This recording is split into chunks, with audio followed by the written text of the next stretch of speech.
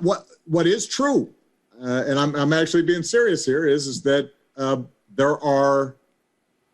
there's footage and records of objects in the skies that we don't know exactly what they are. We can't explain how they moved, their trajectory. They did not have an easily explainable pattern. There's a whole fleet of them. Look on the ASA. Oh my gosh.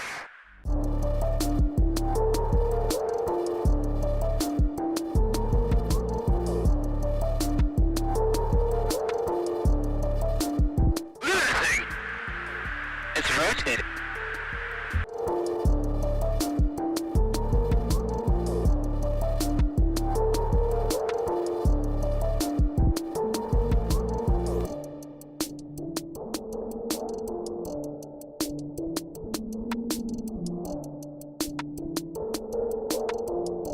I think that people still take seriously trying to investigate and figure out what that is. Ces phénomènes aériens non expliqués, on peut effectivement se demander ce que c'est. Alors soit ce sont des phénomènes naturels, soit ce sont des extraterrestres, hypothèse auxquelles j'adhère assez peu, mais voilà. Soit ce seraient des puissances étrangères capables de mettre dans le ciel américain des systèmes aériens extrêmement sophistiqués.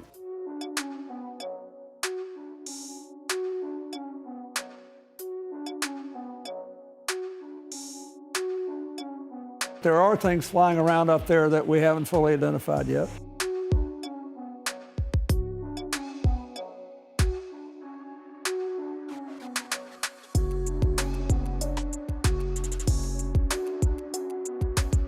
Ce qui est intéressant d'observer, c'est que, alors qu'on parle d'une nouvelle guerre froide entre les États-Unis et la Chine, on revoit des thématiques autour d'engins volants non identifiés, d'OVNI, qui avaient fait les grandes heures de la précédente guerre froide, à partir de 1947, dans les années 50, lorsque l'Amérique préparait à affronter l'Union soviétique. Et donc là, il y a sans doute quelque chose qu'il faut replacer dans un contexte géopolitique. C'est que lorsqu'il y a un imaginaire d'une menace, que cet imaginaire soit fondé sur des réalités ou des spéculations, comme dans le cas d'une invasion extraterrestre, on voit ressurgir à chaque moment de ces tensions internationales dans l'imaginaire américain, que ce soit le cinéma ou des rapports basés sur des choses difficilement contrôlables en réalité, on voit ressurgir ça. Il y a quelque chose de culturel sans doute dans la culture américaine qui fait que cette préoccupation revient, cette dimension culturelle, politique et culturelle, on ne doit pas la sous-estimer.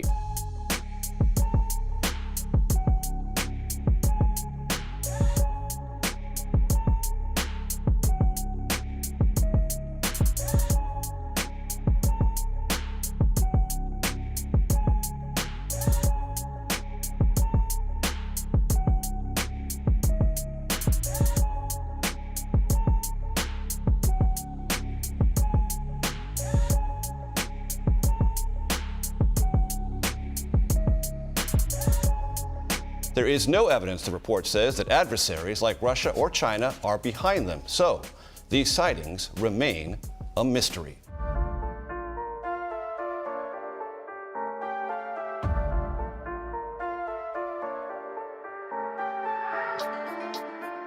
Qui serait capable de faire ça? On voit mal qui, à part les Russes et les Chinois, mais on voit mal ce que les Chinois et les Russes sont capables de faire dans le domaine. Surtout s'ils étaient capables de faire des choses comme ça, pourquoi viendraient-ils le faire dans le ciel américain au risque de perdre leurs engins en cas d'accident et que ces engins tombent entre les mains des Américains?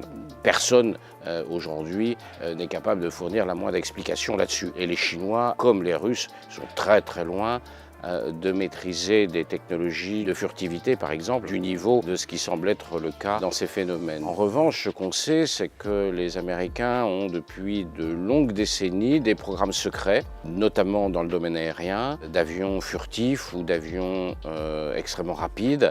On parle de systèmes hypersoniques capables de monter dans l'espace. On sait qu'il y a des programmes comme ça. Parfois, on apprend leur existence que 15 ans, 20 ans après les essais qui ont eu lieu. Et donc effectivement, des black programmes, comme on dit, des programmes noirs, ça existe. Il se peut qu'un certain nombre de phénomènes qui aient été enregistrés comme ça relèvent de ce genre de programme. Alors après, pourquoi les gens qui mettent en œuvre ce genre de programme en révéleraient l'existence en disant ce sont des phénomènes inexpliqués, ça c'est incompréhensible. Mais l'existence de programmes secrets d'engins volants du côté américain, ça c'est une évidence, c'est connu, c'est documenté. On a souvent vu des avions furtifs depuis le F-117, le B-2 et d'autres programmes aujourd'hui en développement dont on ne connaît pas l'existence. Évidemment, ça existe. Il ne faut pas perdre de vue une autre dimension. À chaque fois que les militaires américains ou l'industrie militaire, l'industrie de défense américaine a besoin de voir augmenter son budget,